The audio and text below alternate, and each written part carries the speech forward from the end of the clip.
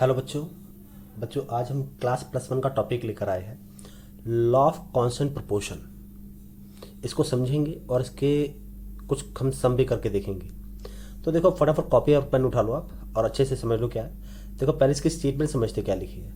According to this law, a pure chemical compound always contain same element combined together in the same definite proportions by mass. देखो, definition तो आपको याद करनी पड़ेगी, लेकिन जब समझ लोगे तो काफ़ी आसान रहेगा।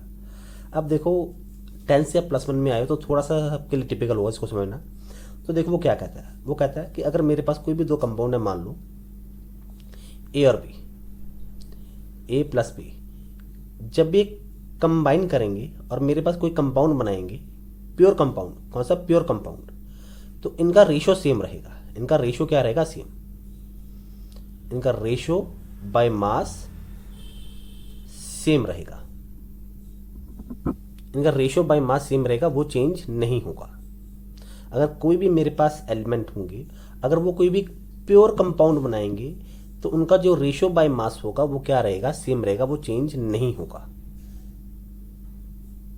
जैसे एग्जांपल के लिए, अगर मैं बोल दूं मेरे पास वाटर है H2O, इसमें हाइड्रोजन का मास कितना आ रहा है? 2।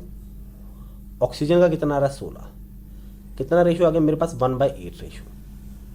1/8 रेशो मतलब हर 8 ग्राम पर, हर 8 ग्राम ऑक्सीजन पर मेरे पास 1 ग्राम हाइड्रोजन प्रेजेंट रहेगा। हम इसी लॉ को एक एग्जांपल के साथ समझते हैं। यहां पर देखिए, मान लीजिए अगर मैं बोल दूं कि मैंने प्रिपरेशन करनी है CO2 की। CO2 की मैंने प्रिपरेशन करनी है, मेरे पास अलग अलग मेथड है। पहले देखो कौन सा मेथड है, बाय बर्निंग कोल।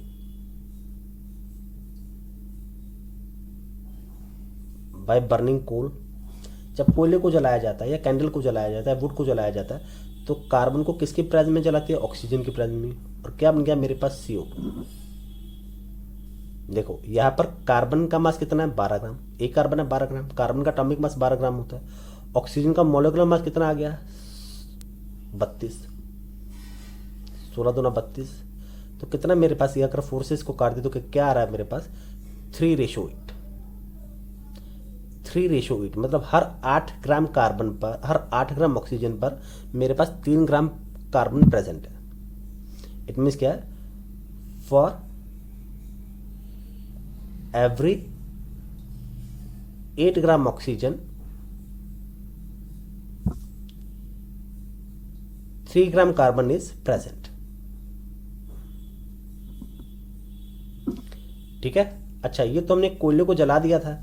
एक और मेथड CO2 का मेरे पास ये भी तो होता है, जब मैं लाइमस्टोन को जलाता हूँ, चूना, जब मैं लाइमस्टोन को हीट करता हूँ, चूना पत्थर को, जब मैं चूने को हीट करता हूँ, देखो, by heating limestone, by heating limestone, जब कभी चूने को पानी में डाला जाता है, हीट किया जाता है, तो क्या होता है? देखो, लाइमस्टोन का फॉर्मूला क्या होता है? What is limestone? Calcium carbonate, CaCO3। जब इसको हम हीट करेंगे तो क्या बन जाएगा? कैल्शियम ऑक्साइड अलग हो गया प्लस CO2 अलग हो गया। तो यहां पर भी देखो, कार्बन का कितना मास आ रहा है? 12 ग्राम। ऑक्सीजन का कितना आ रहा है? 32। तो यहां पर भी रेशियो मेरे पास क्या आ रहा है? 3:8। मतलब फिर से हर 8 ग्राम ऑक्सीजन के पार 3 ग्राम प्रेजेंट का होना जरूरी है। और ये जो रेशियो में आ रहा है मेरे पास, ये क्या आ रहा है? सेम आ रहा है।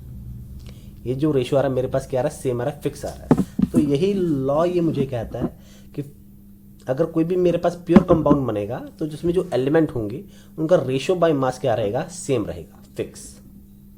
ओके। अब ना एक क्वेश्चन करके देखते हैं। वीडियो कोशिश करेंगे 8 मिनट की बने, 8 मिनट से ज़्यादा की ना बने। वीडियो पॉज करके आप क्वेश्चन नोट कर लो और समझ भी लेते क्या कहता है। कहता है 2 gram of a metal burnt in oxygen gave 3.2 gram of its oxide. फिर वो बोलता है 1.42 gram of same metal heated in steam give 2.27 gram of its oxide. Which law is shown by this data? Which law is shown by this data? देखो, मेरे पास दो अलग अलग case आ गए हैं। मेरे पास दो अलग अलग केस आ गए हैं। ठीक है। देखो, फॉर फर्स्ट केस, फॉर क्या लिखते? In first compound, in first compound वो क्या कहता है?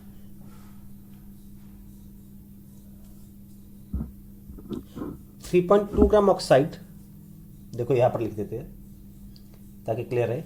3.2 ग्राम ऑफ मेटल ऑक्साइड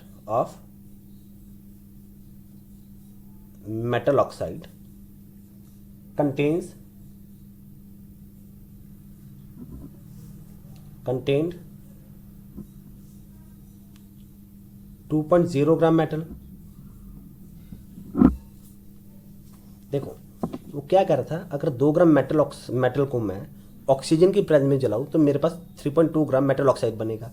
मतलब कि 3.2 ग्राम मेटल ऑक्साइड जो है it is contain from 2.0 gram metal.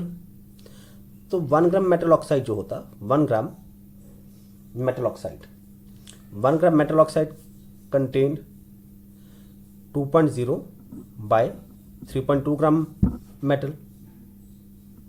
Okay, तो 100 ग्राम मेटल ऑक्साइड कितने में आता? 100 gram metal oxide contained 2.0 by 3.2 multiply 100। देखो इसको सॉल्व कर लो, कितना आ रहा है मेरे पास?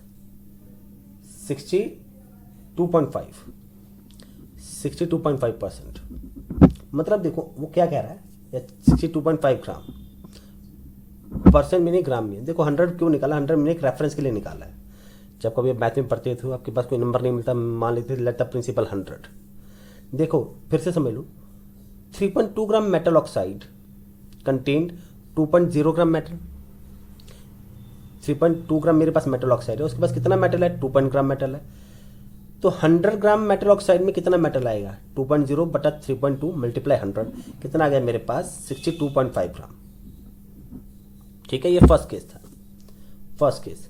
Now second case, second compound.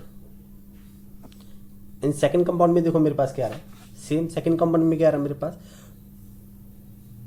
2.27 gram metal oxide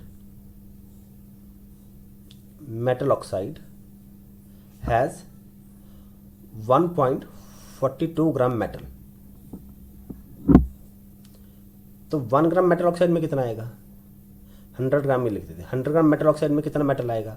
1.42 divide by 2.27 multiply 100। अब इसको सॉल्व कर लो, कितना आ रहा है? इसको सॉल्व करो, कितना आ रहा है? इसको सॉल्व करके मेरे पास 62.55 आ रहा है अप्रॉक्सीमेट। ये देखो दोनों केसेस में मेटल कितना आ रहा है मेरे पास? 62.5 अप्रॉक्सीमेट। दोनों केसेस में मेटल मेरे पास कितना है? 62.5 मेरे पास प्रेजेंट हो रहा है। इट मीन्स कौन सा लॉ यहाँ पर शो किया गया? Which law is shown by this compound? यहाँ पर जो लॉ मेरे पास शो किया गया that is what? Law of constant proportion. Constant proportions और डेफिनेट प्रोपोर्शन। कांस्टेंट प्रोपोर्शंस और definite proportion is shown by this data, is shown by this data। क्यों देखो लॉ ऑफ कांस्टेंट प्रोपोर्शन क्यों show किया गया? क्योंकि यहां पर देखो मेटल का जो रेशियो है, जो अमाउंट है वो सेम आ रहा है। जो मेटल का अमाउंट है वो कौन सा आ रहा है? सेम आ रहा है। मेटल का जो रेशियो है that is same, amount of metal is same in both cases. ठीक है, तो एक छोटी सी वीडियो मैंने बनाई है। अब अगली वीडियो में मिलेंगे एक नए लॉ के साथ, नए एक्सपेरिमेंट के साथ। तब तक के लिए गुड बाय, थैंक यू।